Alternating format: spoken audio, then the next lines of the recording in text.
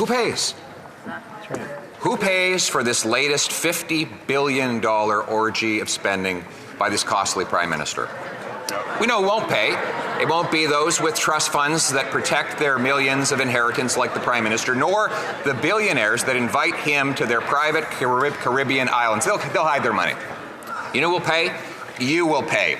You, the welder or waitress who can't pay your mortgage because he's inflated the mortgage rates. You will pay because he carbon taxed your food and now you can't feed your kids. Why should you pay for him? Yeah. Wow, he broke the fourth wall.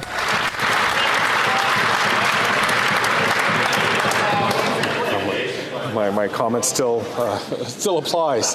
The Right Honourable Prime Minister. Mr. Speaker, it is interesting to see the lengths to which the Leader of the Opposition will go to avoid saying that he is choosing to stand with the ultra-wealthy, against the middle class, against young Canadians. When we first got elected and raised taxes on the wealthiest 1% to lower them for the middle class, the Conservative Party and that leader voted against it. We're asking for the wealthiest in this country, the wealthiest 0.1%, to pay more in taxes so we can support the middle class, so we can restore the dream, particularly for young people, of home ownership, of a brighter future that the world is taking away from people all over the world. The Honourable Leader of the Opposition. Mr. Speaker, the Prime Minister likes to blame the world for the problems that he caused. He doubled the debt, doubled the rent, doubled mortgage payments, doubled the needed down payment, and now he's doubling down on the same costly mistakes that have made life unaffordable for Canadians. When will this Prime Minister realize that he's not worth the cost and that repeating the same thing 9 times and expecting a different result is the definition of insanity? There you go. Drop some W's in the chat, folks. Drop some W's in the chat. The Right Honourable Prime Minister. Speaker, what the Leader of the Opposition is saying is that he stands with the ultra-wealthy 0.1% in this country, and everyone else is on their own. Because that's what he would do as he slashes programs, as he slashes investments, as he doesn't build the homes necessary, as he doesn't have a plan to fight climate change and create good jobs, as he has stood against affordability measures, as he stands against seniors getting dental care, Mr. Speaker. He is choosing to stand with the ultra-wealthy while we are investing in Canadians and building a stronger future that is fair for everyone.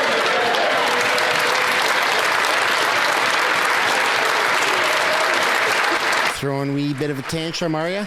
The Honourable Leader of the Opposition. Mr. Speaker, he is the ultra-wealthy. He hid his family fortune in a tax-sheltered trust fund so he wouldn't have to pay the same tax as everyone else. He vacations with the ultra-wealthy on their private islands in tax-preferred locations where they can hide their money and avoid paying their fair share here in Canada. And now he's paying off the ultra-wealthy by spending $54 billion on debt interest, more than on health care. Why give more money to the ultra-wealthy bankers and bondholders instead of the nurses and doctors? Because Trudeau doesn't actually support Canada. Speaker, this is a budget that invests in fairness for every generation by asking the ultra-wealthy to pay a little more. And, Mr. Speaker, the Conservative Party is choosing to stand with the status quo, stand with the ultra-wealthy, instead of saying, yes, we need to invest in young people. We need to build more houses. We need to support seniors with dental care. We need to create more spaces in childcare. We need to deliver hundreds of dollars a month tax-free in a disability benefit. These are the things we will be doing. Those are the things that they stand against. You know that the status quo is unacceptable. That Canada has become an unfair country where young people, an entire generation, cannot afford a home and families cannot afford food. And if he finds out who's been running this place for the last 9 years, there will be hell to pay.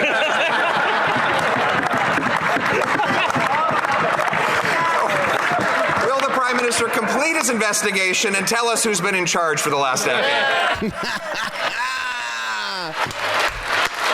Great job, Pierre. The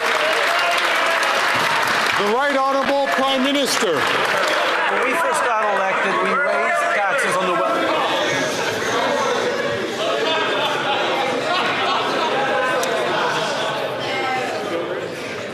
The Right Honourable Prime Minister. Mr. Speaker, when we got elected, first thing we did was raise taxes on the wealthiest 1% and lower them for the middle class, a measure that the Conservative Party voted against. We've continued to invest in young people, invest in standing up a national housing strategy after the previous government had completely ignored housing, and the former housing minister, who is now leader of the opposition, was responsible for creating exactly 6 affordable homes in his time as minister.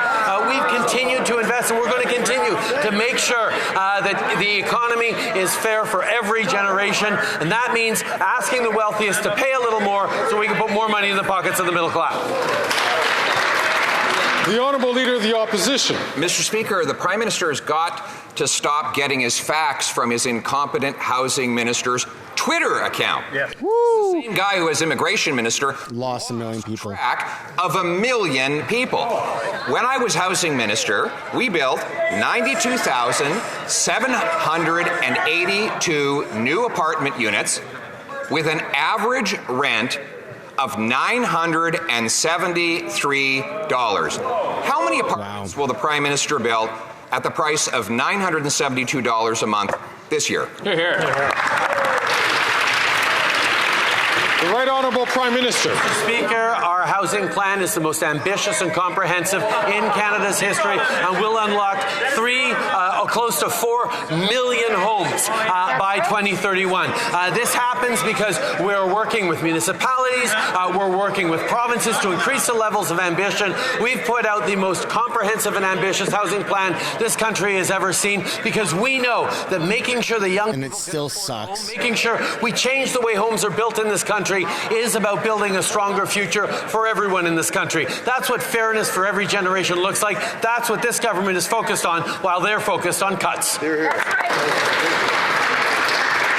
Honourable Leader of the Opposition. Well, we will cut the rent. When I was Minister of Housing, we paid half as much for rent in Canada that we pay today. And on that question of his ambitious housing plan, I decided to read all about it in their 2015 platform. They said, "We will make it easier for Canadians to find an affordable place to call home." That was 9 years ago. No way. Doubled the cost since that promise was made, and then they repeated the promise yesterday. Why do we expect the same promise with the same programs and the same Prime Minister to be kept this time?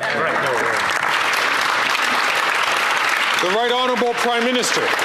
I was in Vancouver a few weeks ago to speak with young people about the fact that we're supporting renters with greater protections and making sure that the money they spend every month on rent actually gets counted in their credit score so they can help get a mortgage on into the future. Our housing plan will That plan will never work. 7 million new homes by cutting red tape, by reforming zoning, by lowering costs of home building, by using public lands and vacant government offices for housing. We're making it easier to save up for a tax-free for a down payment. We're helping end chronic homelessness and make homes more affordable. We're going to continue doing the work. The Honourable Leader of the Opposition.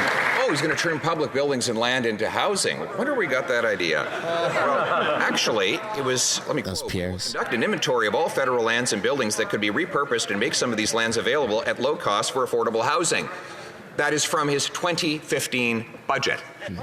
And now, 9 years later, he can only point to 13 homes on those public lands. And yesterday, he promised a rapid review of all the federal land portfolios. Rapid review. How rapid? Another 9 years? The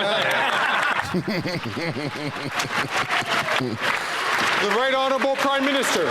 Mr. Speaker, we made a choice. We made a choice to invest in Canadians, and that started when we took office because the previous government had not invested in Canadians, continued to choose cuts to services, continued to choose austerity over the kinds of investments that a confident country should be making in its citizens. And that's where we have stepped up, and that's where we are stepping up right now to make sure that young people have the opportunities to build a strong future themselves by asking the wealthiest 0.1% to pay more in taxes. Unfortunately, the Leader of the Opposition continues to stand with the ultra-wealthy while we stand with... The Honourable Leader of the Opposition. Named immigration for housing costs and the immigration minister who caused it all. Then he made that minister responsible for housing.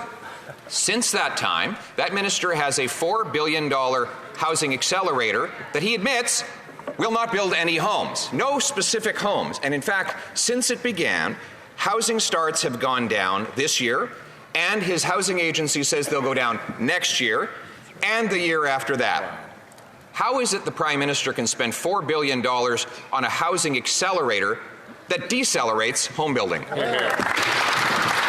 The Right Honourable Prime Minister.